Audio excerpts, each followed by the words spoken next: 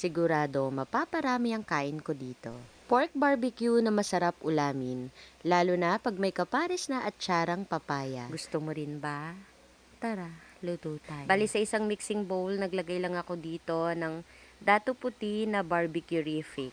Templado na po yan, kaya kahit hindi na kayo maglagay dito ng iba pang mga pampalasa ay pwedeng-pwede na po. Pero dahil medyo marami yung gagawin kong pork barbecue, nagdagdag ako dito ng toyo ko charing, kalamansi juice, paminta, asukal at ketchup. Haluin lang natin ito ng mabuti at bago ko nga makalimutan, hinabol ko na dito yung hiniwa ko kaninang sibuyas at pinitpit na bawang. After nyan, tikman nyo na lang po kung okay na ba sa inyo yung lasa. Then pag okay na, pwede na nating ilagay yung karne na ibababad natin dito. Ito po palang gagawin kong barbecue ay halo ng taba at laman. Masarap kasi sa barbecue na may konting taba. Haluin lang natin ito ng mabuti, then takpan at ilagay sa chiller. Ibababad natin ito overnight para mas maging malasa yung karne at mas lumambot.